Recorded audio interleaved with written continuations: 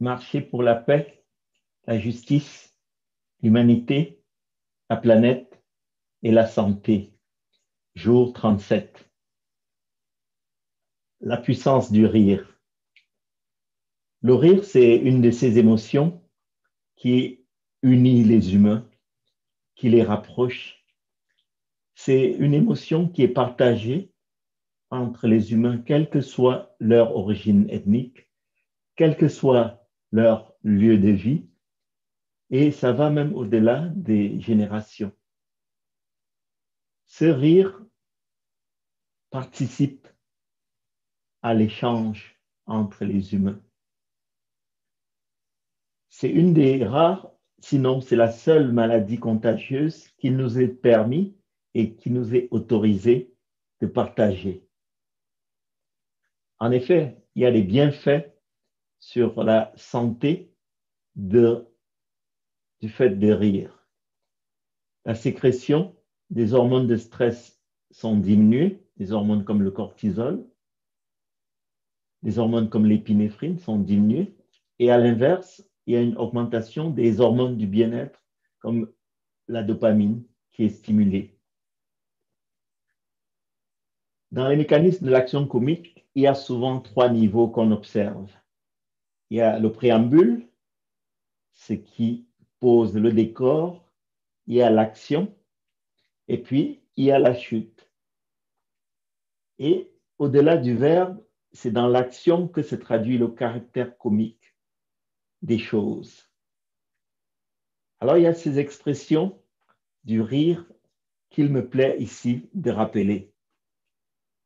Rire à en pleurer, rire aux larmes, rire aux éclats, tous ces rires qui sont bruyants, rire à gorge déployée, à pleines dents, rire de toutes ses dents, rire à en décrocher les mâchoires, rire comme une baleine, des rires très expressifs, et à l'inverse, des rires un peu plus discrets, rire à la dérobée, rire dans sa barbe, rire en cachette, rire en coin, rire sous sa cape, rire tout bas, qui sont des formes de rire qui sont beaucoup plus discrets et qui peuvent même aller jusqu'à ce rire qu'on appelle rire intérieurement, qui est un peu aussi le rire pour soi. Après, il y a le rire un peu plus forcé, rire à contre-cœur, ou rire jaune, qui s'oppose au rire sincère, rire franchement.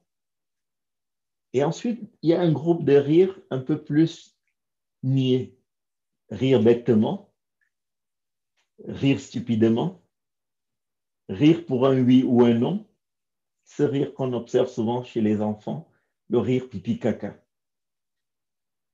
Et puis, il y a le rire nerveux, rire comme un fou, fou rire, où cela ne s'arrête plus. C'est ça la vie, c'est aussi rire. Et il faut se l'autoriser, il faut se permettre, se donner le droit, malgré les difficultés de la vie, de rire quotidiennement. Alors je pose la question suivante. Pourquoi les humains ne rient-ils pas assez? Pourquoi ils ne rient-ils pas souvent? Pourquoi ils ne rient-ils pas partout? Et pourquoi ils ne rient-ils pas avec tout le monde?